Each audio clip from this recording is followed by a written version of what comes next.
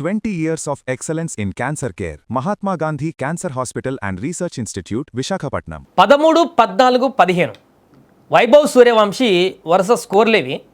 మొదటి మ్యాచ్లో 14, ఆ తర్వాత 13, నిన్న మ్యాచ్లో 15.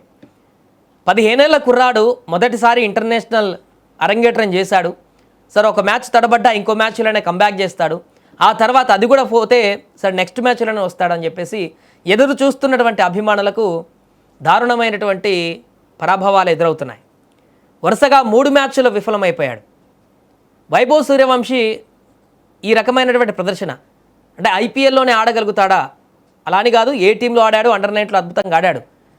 కానీ ఇంగ్లాండ్ టూర్లో ఈ రకమైనటువంటి పరిస్థితి, ఎక్కడో చిన్న మిస్అండర్స్టాండింగ్ జరుగుతుంది వైభవ్కి అనేటువంటి సందేహం అయితే కలుగుతుంది. ఎందుకంటే వస్తున్నాడు, ఇంటెన్షన్ చూపిస్తున్నాడు, సిక్స్లు కొట్టేటువంటి ప్రయత్నమే చేస్తున్నాడు. కానీ అవి మన పిచ్చెస్ కాదు, మన గ్రౌండ్లు కావు.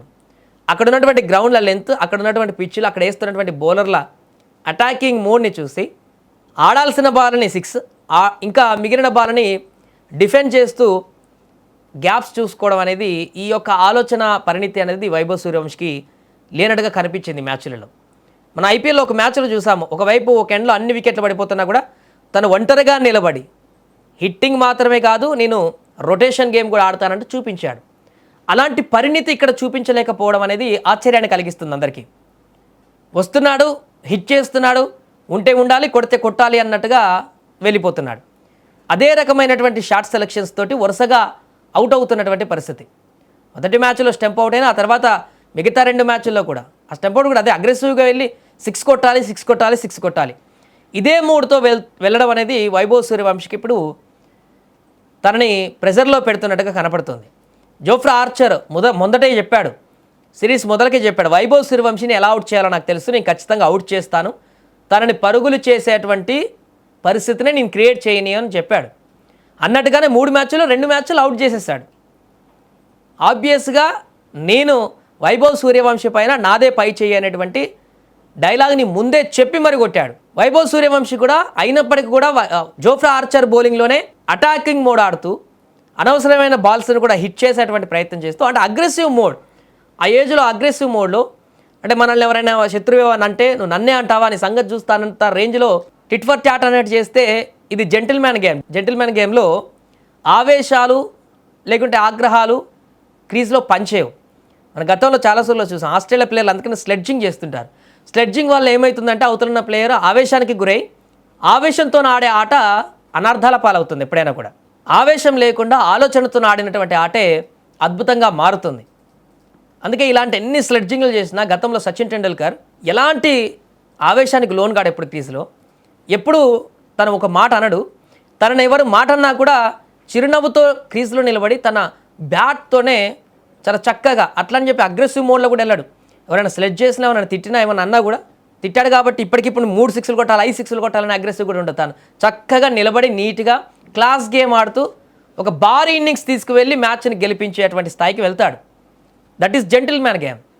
దానివల్ల విజయం సాధిస్తాం, టీం గెలుస్తుంది, తను గెలుస్తాడు, తను హీరోగా మారుతాడు. ఇక్కడ వైభవ్ సూర్యవంశీ మాత్రం ఆ పరిస్థితి లేనట్టుగా కనపడింది. అంటే ఇప్పుడిప్పుడే స్టార్ట్ కాబట్టి ఇంకా చాలా టైం ఉంది కాబట్టి ఇప్పుడే మనం తనని విమర్శించడానికి లేదు. తనకి ఇంకా చాలా అవకాశాలు ఉన్నాయి, అవకాశాలను మెరుగుపడతాడు, రాణిస్తాడు. భవిష్యత్ ఆశాకిరణం కూడా వైభవ్ సూర్యవంశీ, దాంట్లో ఎలాంటి సందేహం లేదు. కానీ 3 మ్యాచ్లైనా ఇంకా ఆ యొక్క తప్పిదాలను కనుక తెలుసుకోలేకపోతే, జరుగుతున్నటువంటి పరిణామాలను సార్ట్అవుట్ చేసుకోకపోతే, ఎందుకంటే ఈ చిన్న వయసులో చాలా భవిష్యత్తు ఉంది. ఇలాంటి పెద్ద పెద్ద టీంలతోని విదేశాలలో ఆడేటప్పుడు ఇంకా ఆస్ట్రేలియా ఉంటుంది, ఇంగ్లాండ్లో ఆడుతున్నాము, ఇతర జట్లతో కూడా వెళ్ళినప్పుడు ఇలాంటి పరిస్థితులు, ఇంకా క్లిష్టమైనటువంటి పరిస్థితులు ఎదుర్కోవాల్సి వస్తుంది. వాటన్నిటికీ ముందే ప్రిపేర్ అయి ఉంటే, చాలా మెచ్యూర్డ్గా గేమ్ ఆడినట్లయితే, ఆగ్రహానికి గురి కాకుండా క్రీజ్లో నిలబడ్డప్పుడు చాలా కూల్గా మ్యాచ్ ఆడగలిగితేనే హిట్ అయ్యేటువంటి అవకాశం ఉంటుంది, స్కోర్ సాధించే అవకాశం ఉంటుంది, తద్వారా టీంకి కూడా గెలవడానికి తోడ్పడినట్టుగా మారుతుంది. కానీ వైభవ్ సూర్యవంశీ వరుస మ్యాచ్ల్లో కనుక చూస్తే అలాంటి ఇంటెన్షన్ అయితే ఈ 3 మ్యాచ్ల్లో కనిపించలేదు. బేసిక్గా మనం గత మ్యాచ్లో చూసాము, తను ఇప్పుడు అగ్రెసివ్ మోడే కాదు, తనలో మెచ్యూరిటీ లెవెల్ కూడా ఉందని ఒక మ్యాచ్లో చూపించాడు ఐపీఎల్లో.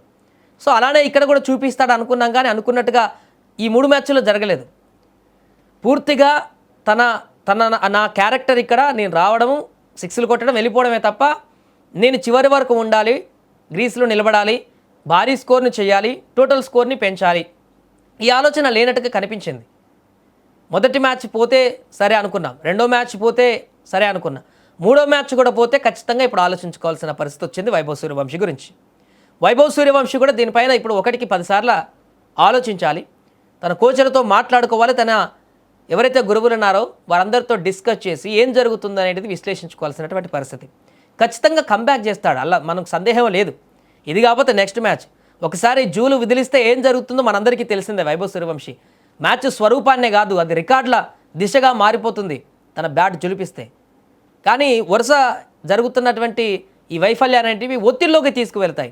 ఆ ఒత్తిడిలోకి వెళ్ళకూడదంటే వైభవ్ సూర్యవంశీ ఖచ్చితంగా నెక్స్ట్ మ్యాచ్లోనైనా తను ప్రతిభాలు హిట్ కొట్టడమే కాకుండా రొటేషన్ గేమ్ అనేది, లేకుంటే ఎక్కువ సేపు నిలబడడం అనేది, మ్యాచ్ లాంగ్ టర్మ్లో ఉండడానికి ప్రయత్నం చేయడం అనేది తను ఆలోచిస్తే తనకు ఆ కాన్ఫిడెన్స్ లెవెల్ పెరిగేటువంటి అవకాశం ఉంటుంది. వరుసగా విఫలమవుతున్నటువంటి ఆ బర్డెన్ అనేది కూడా తగ్గేటువంటి అవకాశం ఉంటుంది. ఇలాంటి అద్భుతమైనటువంటి ప్లేయర్ ఉన్నప్పుడు తనకి వెనక నుంచి పుష్ చేసేటువంటి వాళ్ళు కూడా అంతే రకంగా ఉండాలి. మరి ఆ రకమైనటువంటి పరిస్థితి ఉందో లేదో తెలియదు. కానీ వైభవ్ సూర్యవంశీ వరుసగా 3 మ్యాచ్లో విఫలమైపోయాడు. సంజు శాంసన్ ప్లేస్లో వచ్చినటువంటి వైభవ్ సూర్యవంశీకి తనని పెట్టుకున్నందుకు ఎవరు విమర్శించలేదు. ఖచ్చితంగా క్యాపబిలిటీ ఉన్నటువంటి ప్లేయర్, తను ఆడతాడు, ఆడగలడు, భవిష్యత్తులో అద్భుతాలు చేయగలడు అని చెప్పేసి అనుకున్నారు. కానీ సంజు లాంటి ఒక సీనియర్ని పక్కన పెట్టి ఆ ప్లేస్లో రీప్లేస్ చేసినప్పుడు కనీసం అలాంటి పర్ఫార్మెన్స్ రాకపోతే 1, 2, 3 మ్యాచ్ల తర్వాత మరలా అందరి దృష్టి అంతా కూడా సంజు వైపు వెళ్ళేటువంటి అవకాశం ఉంటుంది. ఇప్పటికే సరే వైభవ్ ఉన్నప్పటికీ కూడా సంజును అసలు ఎందుకు పక్కన పెట్టారనే దానిపైన కూడా కాంట్రవర్సీ నడుస్తుంది. మిడిల్ ఆర్డర్లోనైనా 3వ నెంబర్లో అయినా సంజును దింపొచ్చు కదా. ఎవరెవరికో మధ్యలో ప్లేసులు పెడుతున్నారు, ఆల్రౌండర్లో దింపుతున్నారు. ఆ వాషింగ్టన్ సుందర్ని ఎందుకు మోస్తున్నారో అర్థం కావట్లేదు. వరుసగా విఫలమవుతున్న శివన్ దుబేని ఎందుకు మోస్తున్నారో అర్థం కావట్లేదు. తిలక్ వర్మ వరుసగా ఫెయిల్ అవుతున్న వాళ్ళని ఎందుకు మోస్తున్నారో అర్థం కావట్లేదు. సంజు ఒక్కడే ఎందుకు బరువు అయిపోతున్నాడో ఎవరికి అర్థం కానటువంటి పరిస్థితి. ఇలాంటి సందర్భంలో వైభవ్ సూర్యవంశీ వైఫల్యం అనేది కూడా ఇప్పుడు అతని అభిమానులకు, ముఖ్యంగా క్రికెట్ అభిమానులందరికీ కూడా తీవ్ర ఆందోళనకు గురి చేస్తుంది. ఎందుకంటే తన అరంగేట్రం పైన వివిధ దేశాలకు సంబంధించిన మాజీలు, క్రికెట్ అభిమానులు అందరూ కూడా ఆతృతగా చూశారు. తను ఆడిపించాలని చెప్పేసి ఇండియా వాళ్ళకంటే ఎక్కువ ఇతర దేశాలు కూడా ఒత్తిడి చేశారు. వజ్రాన్ని పక్కన పెట్టుకొని దాచుకుంటున్నారు, క్రీజులోకి దించట్లేదని చెప్పేసి ఎట్టకేలకు దించితే ఇలాంటి పరిస్థితి ఏర్పడింది. కాబట్టి ఇదంతా కూడా టెంపరవరీ అనుకోవచ్చు. బట్ తొందరగా కంబ్యాక్ చేస్తే ఎలాంటి ఇబ్బంది లేకుండా వైభవ్ సూర్యవంశీ మళ్ళీ గెటానై అద్భుతాలు సృష్టించాలని చెప్పేసి మనం కోరుకుందాం.